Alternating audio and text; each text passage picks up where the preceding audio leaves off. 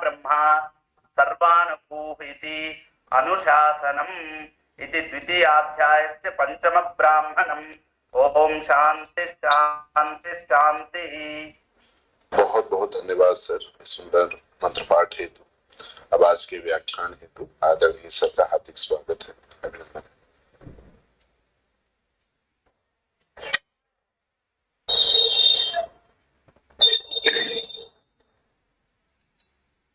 ओम कृष्णं वंदे जगद्गुरुम्।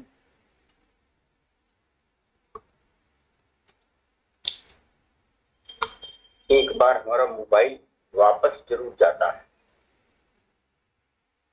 इसको कुछ न कुछ समस्या हो गई, ये चाहे तो वापस भाग जाएगा, फिर लाना पड़ता है।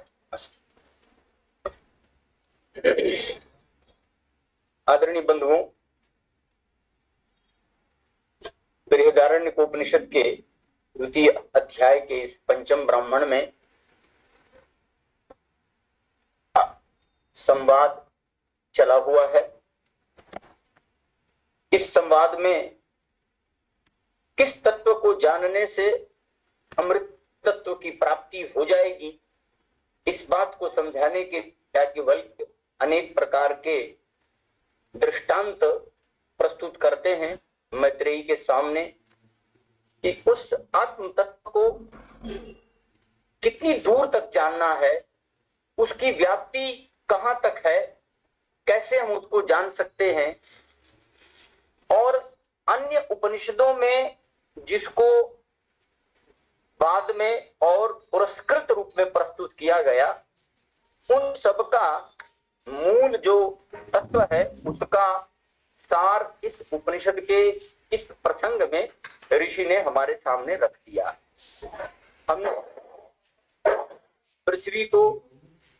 पृथ्वी के मूल तत्व को मधु कहा, और प्रत्येक पदार्थों में जो प्रकृति है, पृथ्वी है, उसको भी मधु कहा।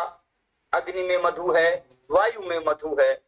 इस क्रम से जो विवेचन चल रहा है, उसी क्रम में ऋषि आगे अब हमें और बताते हैं कि किस प्रकार आदित्य, जिसको कि हम सूर्य कहते हैं, उसमें वह मधु विद्यमान है। कहते हैं कि अयम आदित्यः सर्वेषां भूतानां मधु, यह आदित्य सभी भूतों का मधु है।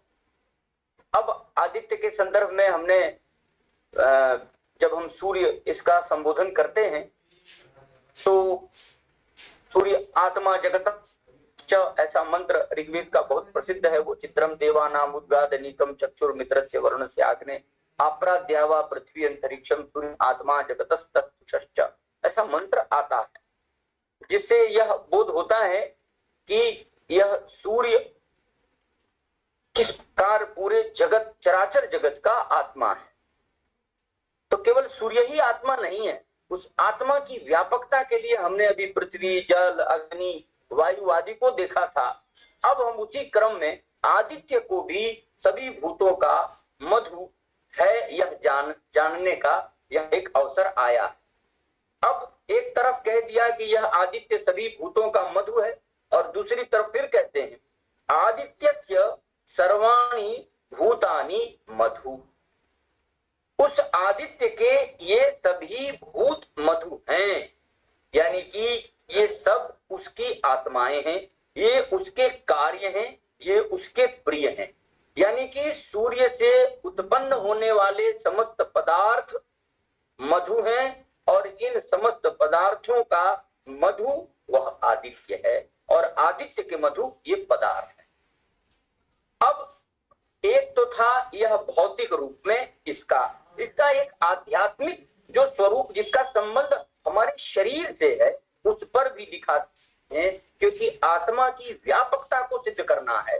तो कहते हैं कि यच्च अयम अस्मिन् आदित्ये तेजोमयः अमृतमयः पुरुषः, इस आदित्य में जो तेजोमय अमृतमय पुरुष है, यश्च अयम अध्यात्मं चाक्षुषः तेजोमयः अमृतमय पुरुषः, यानी कि जो भौतिक रूप में आदित्य में रहने वाला जो तेजोमय अमृत रूप पुरुष है, जिसके कारण आदित्य का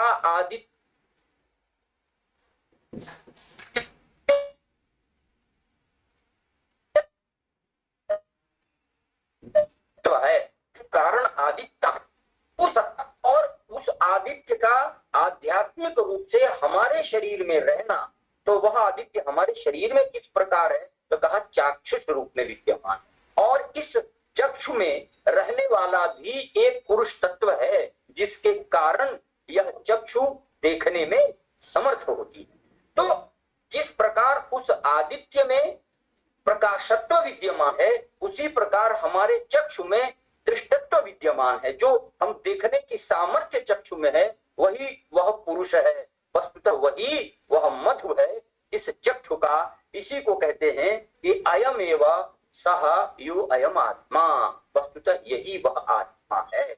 यानी कि चक्षु में जो चक्षुत्व है, नेत्र में नेतृत्व है, जिसके कारण चक्षु देख पाता है, वही आत्मा है। तब इदम अमृतम, और वह अमृत है, इदम ब्रह्म, और वह ब्रह्म है, इदम सर्वम, और वही सब कुछ है।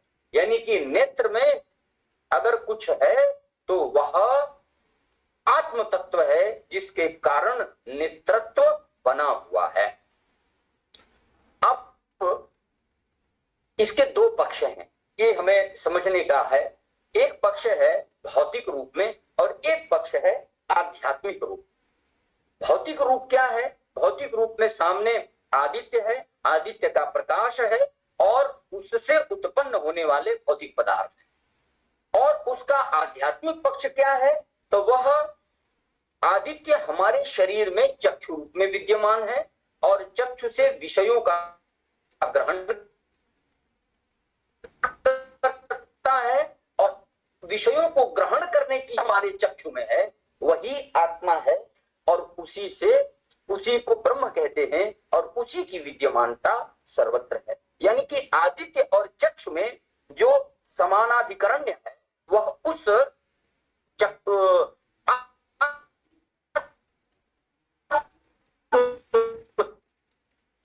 तत्व का ही, यही उसमें और आदित्य में समानता है। उसी समानता को समझने के लिए सर्वत्र को अपनी दृष्टि का विस्तार करना होता है। अब जब आदित्य के इस संदर्भ को ऋषि ने कह दिया, तब शाम भूता नाम मधु, ये जो दिशाएं हैं ये सभी भूतों की मधु।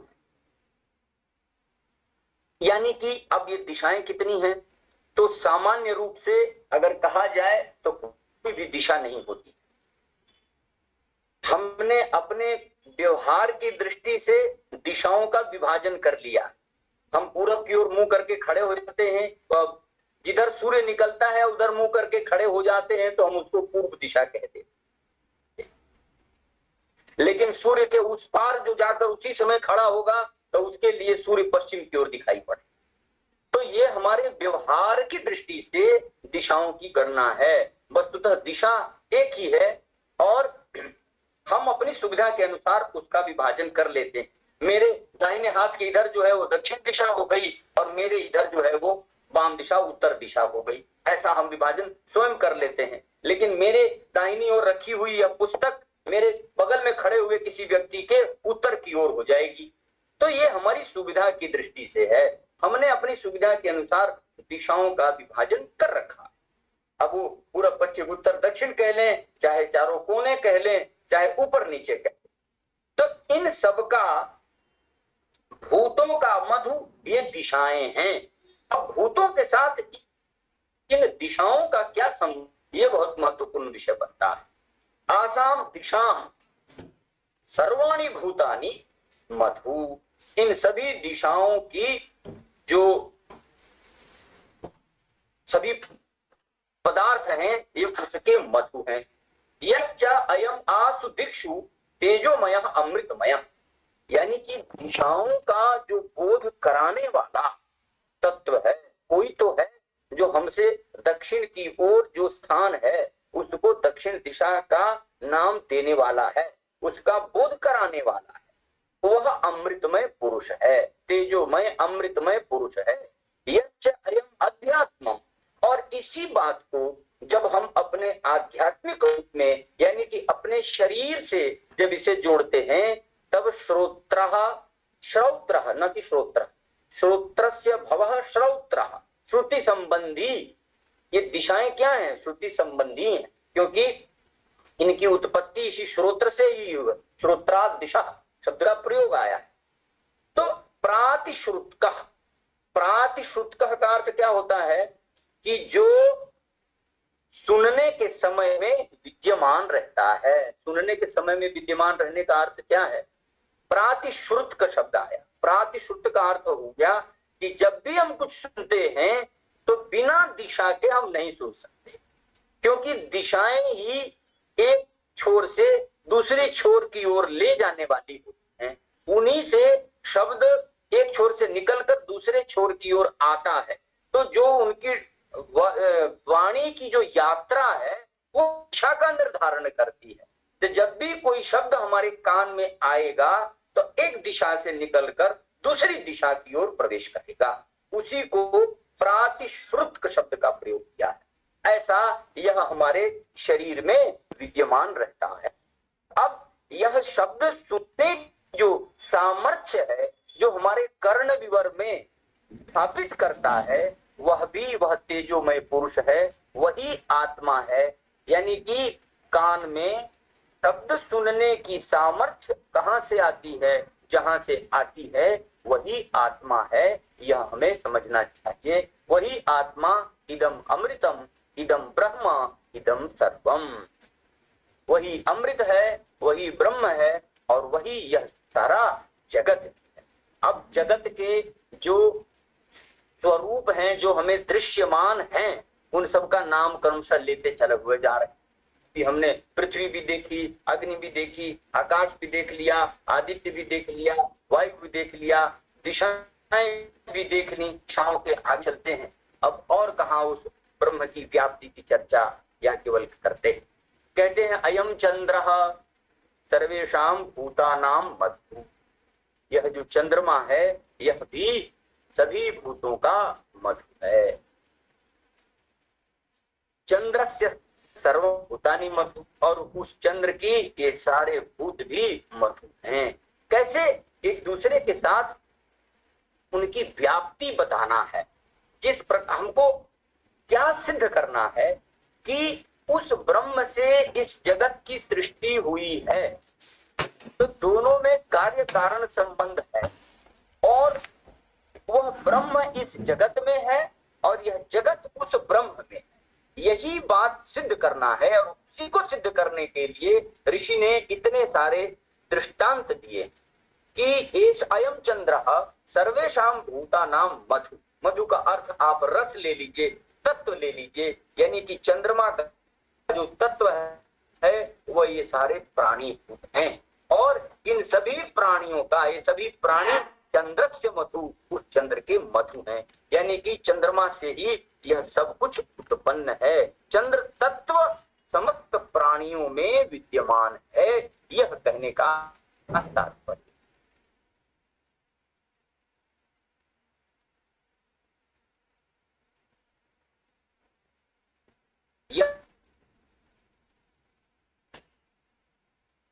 अयम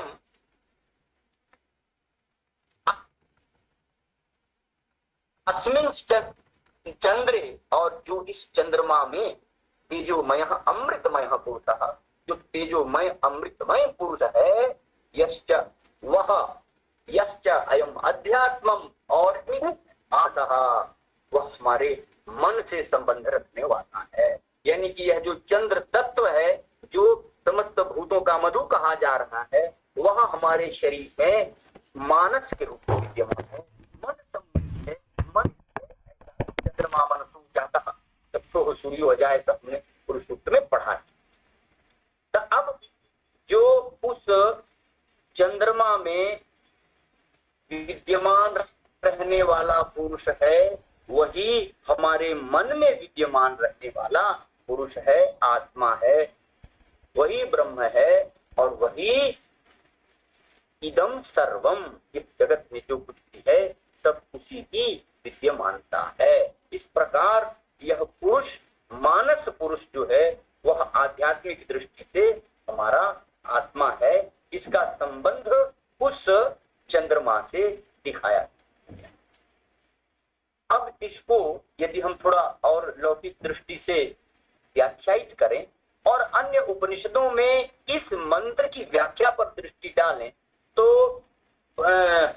श्वेता शतरोपनिषद में एक मंत्र आया कि तिलेषु तैलम दधिनीव सर्पि आपः स्रोतसु वर्णीय स्रोतसु अरणीषु अग्नि एवं आत्मा आत्मनि क्रियते सो असौ सत्येन एनं तपसा योनुपश्यति। ये श्वेता शतरोपनिषद का एक मंत्र कि तिलों में जैसे तेल विद्यमान रहता, दधि में जैसे घृत विद्यमान रहता और नदियों में जल जिस प्रकार विद्यमान रहता, अरण्य में जैसे अग्नि विद्यमान रहता, उसी प्रकार आत्मा में यह आत्मा विद्यमान रहता। यानी कि आत्मा माने अगर हम कहें कि शरीर, हमारे शरीर में यह आत्मा विद्यमान रहता है। गृह्यते, अब जो व्यक्ति सत्य के भाव को जानने वाला होगा वही इसके स्वभाव को जान सकता है और एनम तपसा योनुपश्यति, तपस्या से ही हम इसके स्वरूप को, इसके स्वभाव को जान सकते हैं। इस भावना से जब हम चलेंगे तब चंद्रमा में रहने वाला उस चंद्रत्व का, जिसके कारण चंद्रमा शीतलता प्रदान करता है, उसका बोध हो पाएगा। फिर कहते हैं और चलो इस आत्मा की व्यापकता अब देखते जाइए कि ईशावास्यमिदं सर्वम यत् किंच जगत्याम जगत, यह जो मंत्रांश है इस एक आधे मंत्र अन्य उपनिषदों में चला हुआ। अब इस आत्मा की व्यापकता अन्यत्र कैसे है उसकी भी चर्चा सुनिए। इयम विद्युत, यह जो विद्युत है जो आकाश में कभी कभी बरसात के दिनों में चमकती है, सर्वेषां भूतानाम मधु, एक दिन मैंने प्रश्न पूछा था कि यह जो विद्युत आकाश से गिरती है, इस विद्युत के का उपयोग हमने कभी किया क्या, विज्ञान ने इसका किया क्या? ऋषियों को तो इसका ज्ञान था और उन्होंने उसके साथ हमारे शरीर का संबंध भी जोड़ रखा है, मगर विज्ञान ने अभी इस विषय पर कितनी प्रगति की है वह इसका उत्तर हमें नहीं मिला। यहाँ ऋषि कहते हैं कि सर्वेषां भूतानां मधु इयम विद्युत, यह जो विद्युत है यह सभी भूतों का मधु है, सार है। विद्युत और उस विद्युत के सर्वाणि भूतानि मधु, उस विद्युत के सभी भूत मधु हैं, सब में वह मधु देने वाला है। कुछ न कुछ आत्म तत्व का संबंध इस विद्युत के साथ भी हम भूतों का है। यश्च अयम अस्याम विद्युति, और जो इस विद्युत में तेजोमय अमृतमय पुरुष है, इसका अर्थ ये भी है, अमृतमय कहने का एक खास अर्थ, जितने अब तक इन भूत पदार्थों का नाम ऋषि ने लिया है, इन सब में वह अमृतमय पुरुष है और तेजोमय है। तेजोमय का अर्थ है कि इन भूत पदार्थों में उसकी तेजस्विता नित्य रहती है। जब तक ये भूत हैं तब तक उनका तेजस उनमें विद्यमान रहेगा और उनके भीतर अमृतमय पुरुष भी है। अमृतमय पुरुष का अर्थ क्या है कि इन पदार्थों की सत्ता केवल परिवर्तन तो हो सकती है, समाप्त नहीं होती। जैसे एनर्जी को हम कहते हैं कि हम उसको खत्म नहीं कर सकते और ना ही एनर्जी को उत्पन्न कर सकते। पहले से एनर्जी रहती है, केवल उसका डाइवर्जन होता है, इधर से उधर ले जाते और अपना काम वो करता है। उसी प्रकार इस विद्युत में भी एक तेज विद्यमान रहता है जो निरंतर अपने कार्य को करते रहता है।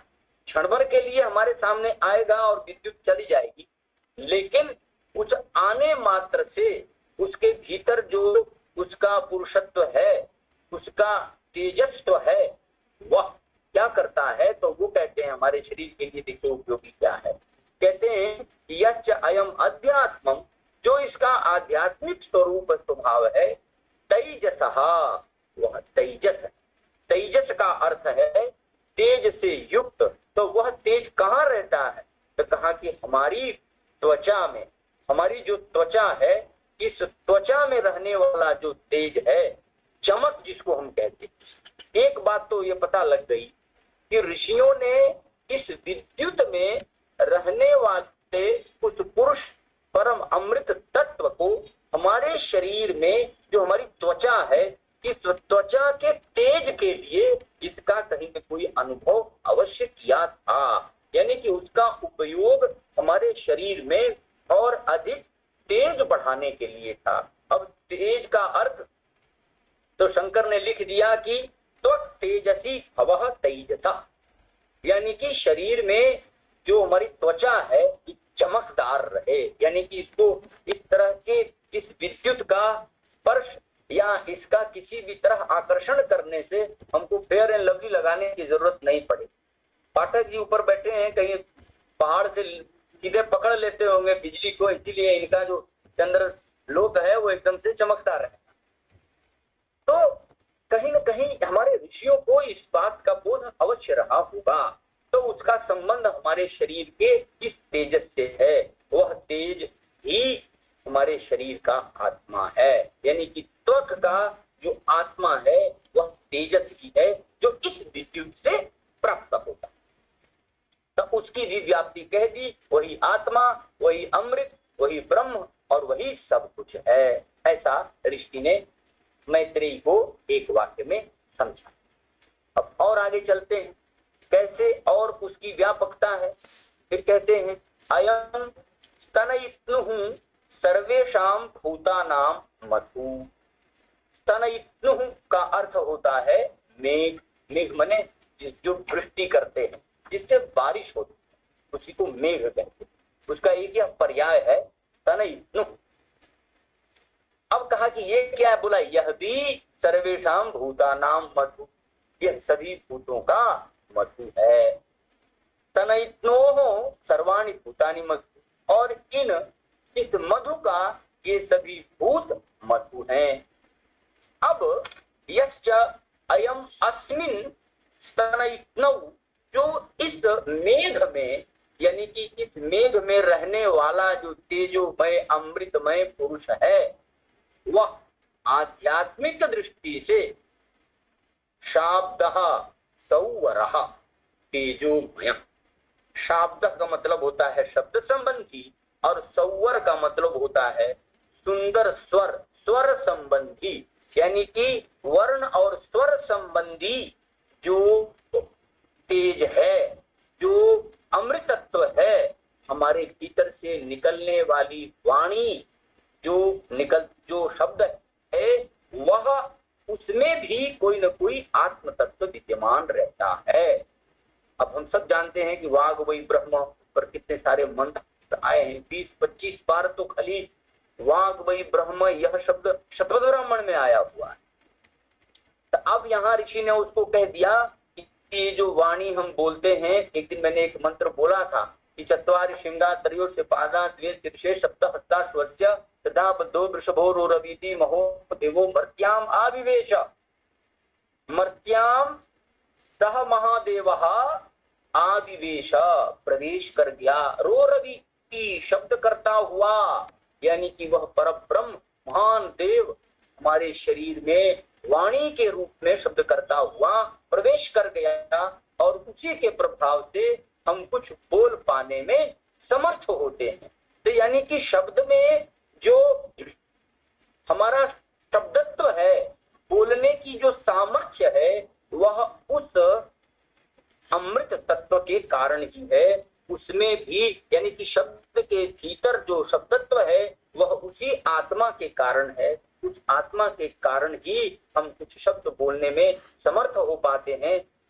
वही आत्मा उस मेघ में भी है जो हमारे शरीर में शब्द के रूप में बाहर निकलता है। कहीं न कहीं इन मेघों की गड़गड़ से हमारे इन शब्दों के संबंध को ऋषि ने बताने का प्रयास किया है कि भौतिक रूप में जैसे मेघ शब्द करते हैं, उसी तरह हम आध्यात्मिक रूप से जब हमारे शरीर से कोई शब्द या स्वर निकलता है तो वह उसके आत्म तत्व से ही निकलता है। यह भी आत्मा का एक स्वरूप है। अब एक और मंत्र देख लेते हैं। आगे ऋषि फिर कहते हैं, अयम आकाशः सर्वेषां भूतानां मधु। यह आकाश भी सभी भूतों का मधु है। अब एक विचार करने का विषय यहाँ आया कि आकाश तो सबसे पहले उत्पन्न हुआ था। तस्माद् वायु तस्मात् आकाशः सम्भूतः, आकाशात् वायु वायोरग्ने। अब आकाश तो सबसे पहले उत्पन्न हुआ था, तो ऋषि ने आकाश को सबसे पहले क्यों नहीं बताया? पहले आकाश को बताना चाहिए था कि आकाश में वह आत्म तत्व किस प्रकार विद्यमान है, लेकिन उसको न बता के बाहर बाद वालों को सबको बता दिया। अब वापस आकाश पर लौट कर आए। तो इसका अर्थ हम ये भी कर सकते हैं कि यदि आकाश को पहले बताते तो अन्य पदार्थों का की उत्पत्ति तब मानना पड़ता कि अभी कुछ भी उत्पन्न नहीं था, केवल आकाश ही था, क्योंकि आकाश पहला तत्व है जो उत्पन्न हो रहा है। यद्यपि आकाश को साइंस मैटर नहीं मानता रहा बड़े दिनों तक, आजकल सुनते हैं कि मानने लगे हैं कि आकाश की कोई मैटर होता है। तो यदि वो पहले कह देते तो उसका दृष्टांत देना मुश्किल हो जाता। तो दृष्टांत देना महत्वपूर्ण होता है, क्योंकि बिना दृष्टांत के किसी विषय को आप आसानी से नहीं समझा पाते। इसलिए आकाश से उत्पन्न होने वाले अन्य पदार्थों को समझाना आसान था, उनको समझा दिया। जब ये विषय अग्नि में, जल में, पृथ्वी में, आदित्य में, चंद्रमा में यदि वो आत्म तत्व समझ में आ गया तो इस आकाश में भी उसको समझना आसान होगा। शायद इसीलिए आकाश तत्व को ये बाद में लेकर के ऋषि ने इसमें भी यह बताने का प्रयास किया कि जो सबका उत्पादक है, जो प्रथम उत्पन्न है, उसमें भी वह आत्म तत्व उसी प्रकार विद्यमान है जिस प्रकार अन्य पदार्थों में उस आत्म तत्व की सत्ता विद्यमान रहती। तब कहा आकाशस्य सर्वाणि भूतानि मधु।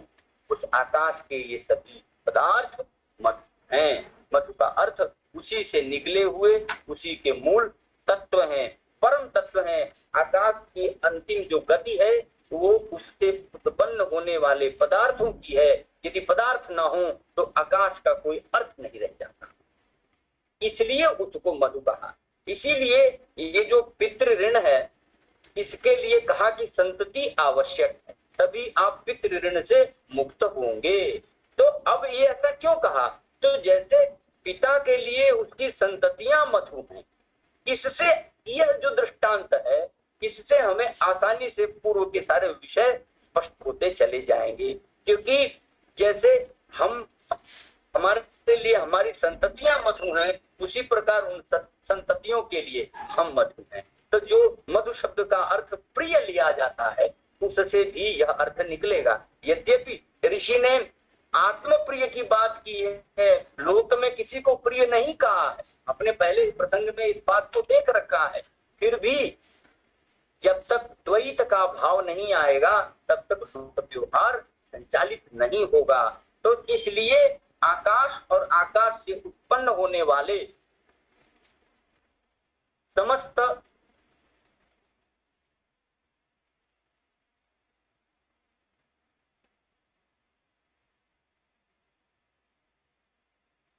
कोई यूट्यूब में चला रहा है, कौन चला रहा है?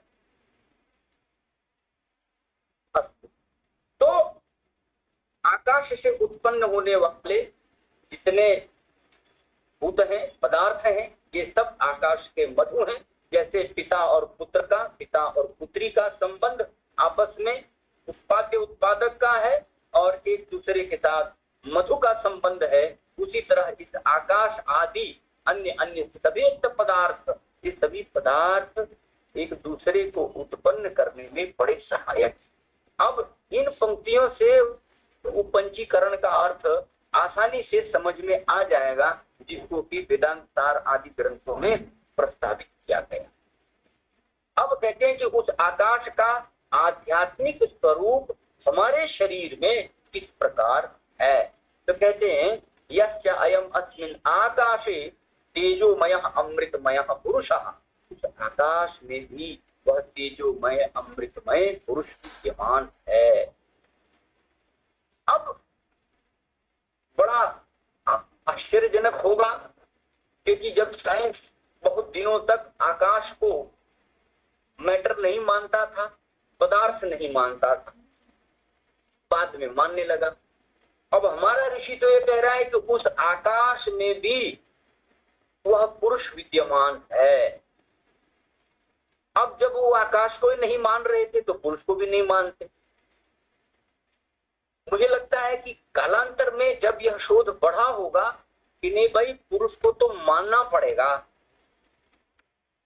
क्योंकि बिना पुरुष के किसी वस्तु में चेतनता हम कहां से लेकर आएंगे। चेतनता देने के लिए तो पुरुष आवश्यक है, बिना पुरुष के चेतनता होगी ही नहीं। ऐसे में आकाश को भी मानना पड़ा और तब उस पुरुष की सत्ता वहां भी सिद्ध हुई होगी। अब यह आध्यात्मिक दृष्टि से हमारे शरीर में इस प्रकार विद्यमान है। तो कहते हैं कि यच्च अयम् अध्यात्मम् हृद आकाशः, हृदय के भीतर रहने वाला भी एक आकाश है, यानी कि हृदय में भी एक स्थान है जो उस आकाश वत है, आकाश ही है, और उसी में यह आत्मा रूप हमारा जो पुरुष है तेजोमय अमृतमय वह उसी में निवास करता है। क्या है अंगुष्ठ मात्र हृदय अर्जुन तिष्ठति, गीता में श्लोक आदि तमाम आए हुए हैं कि वो हृदय में ही रहता है। यहाँ भी ऋषि ने वही बताने की कोशिश की है कि बाहर जो आकाश है उस बाहर के आकाश में जिस प्रकार वह आत्म तत्व विद्यमान है पुरुष रूप में, उसी प्रकार हमारे शरीर में भी हृदय के अंदर, यद्यपि शरीरवर्ती है, संपूर्ण शरीर में है, हृदय तो कहने के लिए एक पार्ट सा हो सकता है हमारी बॉडी का, लेकिन इस आत्मा का निवास पुरुष विद है। पुरुष विद का अर्थ है शरीर में जितना शरीर की संज्ञा है उस पूरे शरीर में उस आत्म तत्व का की विद्यमानता है। यह बात हमको समझ लेनी चाहिए। अब इन प्रसंगों से एक और मंत्र मुझे आ गया कि ये भी वही श्वेताश्वतरोपनिषद का ही कि विश्वतः चक्षुः उत विश्वतो मुख, वह जो परम तत्व है वह विश्वतः चक्षुः यानी कि हर तरफ से देखने वाला। भाई उसकी गति कहाँ कहाँ नहीं थी, सारे पदार्थों में उस आत्म तत्व की विद्यमानता दिखा दी। तो इसीलिए कह दिया कि वह विश्वतः चक्षुः है, विश्वतो मुख है, विश्वतो बाहु है, विश्वतः पात है। चारों ओर से उसके हाथ पैर मुख आंखें सब बाहुभ्याम थमति संपतत्रैहि द्यावा भूमि जनयत देव एकः। वह एक ही आत्म तत्व है जो इस भूमि से लेकर लोक तक सबकी उत्पत्ति करने वाला है। हजारों मुख वाला है, हजारों चक्षु वाला है, हजारों बाहु वाला है और हजारों पैर वाला है, क्योंकि उसकी व्यापकता बताना ही ऋषि का उद्देश्य था। अब उसी आत्म तत्व को जानने के लिए ऋषि एक जगह और कहता है कि वेद अहम एतम अजरम पुराणम, इस अजर और अमर पुराण को मैं जानता हूँ या जानना चाहिए। अब जितने भी आकाश आदि पदार्थ तत्व हमें देखने को मिले, इन सब में उसकी विद्यमानता जब सिद्ध हो गई तब कहता है कि एतम अजरम पुराणम सर्वात्मानम सर्वगतम विभुत्वात्। ईशावास्यमिदं सर्वम का जो भाव है वो देखते जाएं कि कैसे कैसे मंत्रों के माध्यम से अभिव्यक्त हुआ है।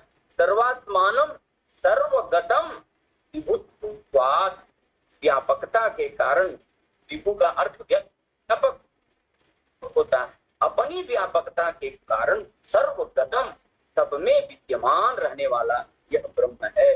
जन्म निरोधम प्रवदन्ति यस्य ब्रह्मवादिनः, और जिसके उत्पत्ति के बारे में ब्रह्मवादी निषेध करते हैं कि वह उत्पन्न नहीं होता है। जो उत्पन्न नहीं होगा तो नष्ट भी नहीं होगा।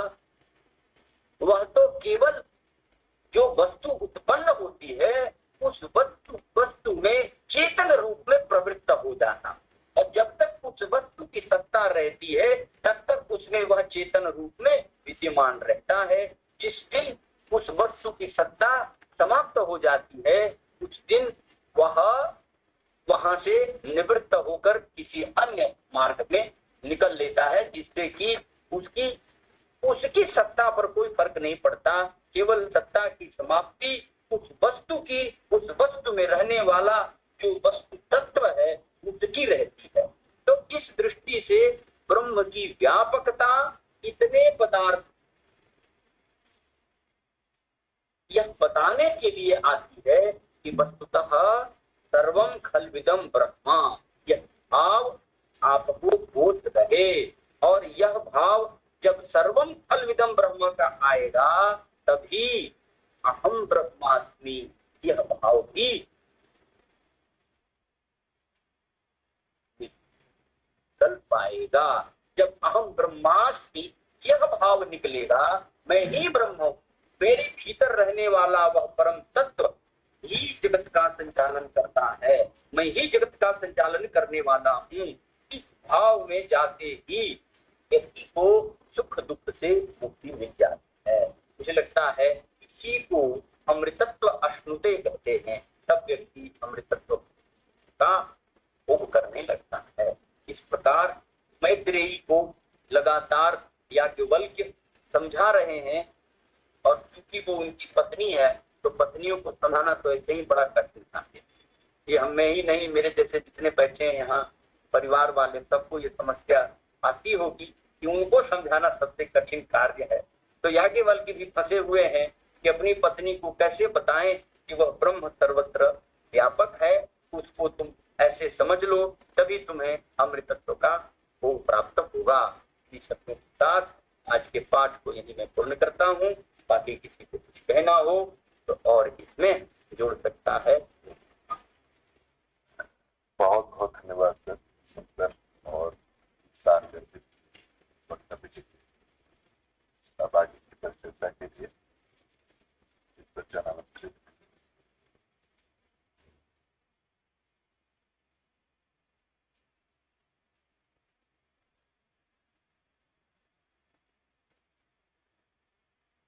करतल धोनी और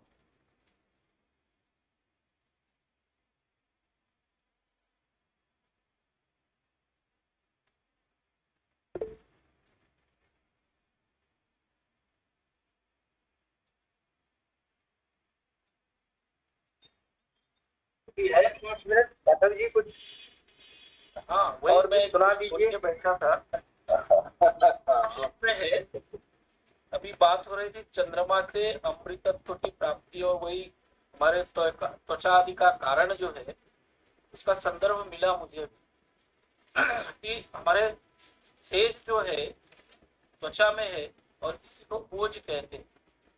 उसका एक संदर्भ यहाँ दिया है बड़ा अच्छा कि यदि चंद्रमा जो है हमारे, अभी कहा ना कि चंद्रांग जो है चमक रहा है, उसका भी संदर्भ दे के बाद क्या है कि चंद्रमा सिर में है। शरीरम यस्य योगिनः तत्क्षण के नापि दृष्टस्य विषम तस्य न सर्पति। जो चंद्रकला से पूर्ण है, चंद्रकला और चंद्रसार का बात बता रहा है कि चंद्रकला से पूर्ण अमृत तत्व की बात हो रही है। वो अमृत कहाँ पे स्थिर है, तो कहा कि ये चंद्र में स्थिर है, यदि मूर्धा स्थान में। उदाहरण भी दिया, जैसे अभी बीच में उदाहरण आया था, जैसे अग्नि का, अरे उसमें अग्नि में जो है वो है, दधि में वो है सर्पी के रूप में है ना। उसी तरह हमारे शरीर में भी ये सोम विद्यमान है। उसका एक बड़ा अच्छा उदाहरण यहाँ भी दिया, इंधनानि यथा वही तैले तैलम वर्ती च दीपकः तथा सोमकलापूर्ण देहि देहम न मुच्यते। यदि सोमकला पूर्ण, सोमकला का मतलब वो जिस मधु की हम लोग बात कर रहे हैं, उसको योग में सोमकला से पूर्ण माना है। और बाद में दिया है इसका एक बड़ा अच्छा और सुंदर, तो वास्तव में ये है क्या, तो लिखा मासार्धेन न संदेह हो, अगर आधे महीने मतलब मासार्ध शब्द प्रयोग किया है ना। मृत्युम जयति योगविद, अगर वो सोमकला को पान कर लेता है, सोमकला को पी लेता है, यानी चंद्रमा से स्रवित जो हमारा सोम रस है उसको पी लेने के बाद मृत्युम जयति योगविद शब्द दूसरा लिखा है, ये चंद्रा स्रवती यह सार, सार माने ये मधु का ही शब्द प्रयोग यहाँ भी है। तो चंद्रा स्रवती यह सार सा स्यात् अमर वारुणी, तो अमर वारुणी का है। और फिर ये कहा कि ये कैसे इसका लेंगे, ऊर्ध्वम षोडश पत्राणि, जो 16 दल का कमल है उसके ऊपर ही है। और लास्ट में लिख रहा है निर्व्याधि स मृणाल कोमल बपु, वो निर्व्याधि होगा और मृणाल कोमल बपु मतलब शरीर बिल्कुल मुलायम होगा। योगी चिरम जीवती, ये उसका परिणाम बना, यानी दीर्घ काल को, लंबी उम्र को प्राप्त करने का एक जो माध्यम उपनिषदों ने संकेत किया है, योग में उसी सोम कला से पूर्ण शरीर को सिद्ध शरीर मान। मैं इतना खा रहा, बहुत सुंदर, बहुत सुंदर। चलो इतना तो हो रहा है ना कि उपनिषद के बीज को तुम्हारे योगियों ने समझा है और उसको आगे ले गए हैं। एक शास्त्र से दूसरे शास्त्रों का कैसे पुष्पवन पल्लवन होता है वो सब देखने को मिल रहा है। नहीं, योग का बहुत उपकार उपनिषद से, क्योंकि यहाँ जो योग के ग्रंथ हैं उनका कोई आधार नहीं, उनका मूल आधार उपनिषद और हमारे वेद। और अभी जो भ्रांति दुनिया में भाई इसीलिए देखो, जो भगवत गीता में भगवान ने बार बार योगियों के लिए क्यों इतना सारा मार्ग दिया है, जो एक बार भी नहीं कहा कि गीता जो है योगियों के लिए। वो तो कहते हैं कि भाई उपनिषद का सार है, लेकिन बात सारे योगियों की करते हैं वो। तो उपनिषद के साथ इन योगियों का जितना निकट संबंध है और किसी का नहीं।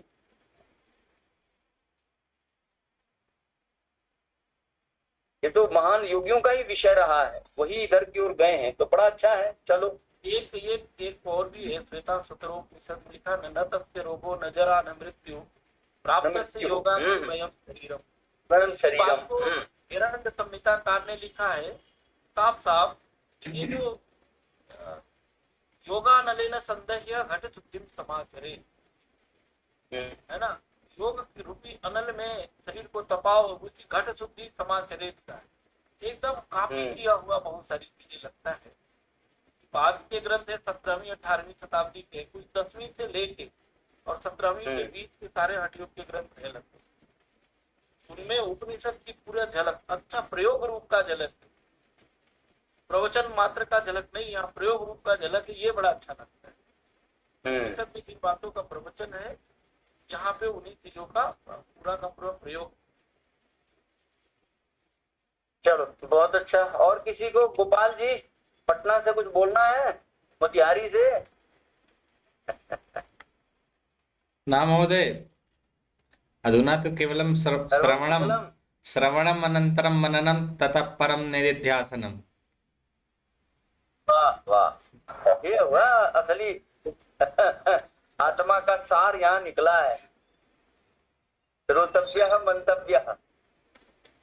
सर्वप्रथमं तु उपनिषद गुरोः समीपम् उपविश्य श्रवणं करणीयं, ततः परमेव। अतः अधुना आरंभिके काले तु श्रवणमेव। पवन देवता बहेंगे या पवन देवता आज कहीं समाधि में बैठे हैं? यही पे है। प्रणाम। नमस्ते नमस्ते। पवन जी को डर है कहीं योगी साहब पी न जाए हमें थोड़ा सा और कहीं त्रिबंध लगा दिया तो फिर बहना मुश्किल हो जाए। और योगी लोग तो पवन को पी जाते हैं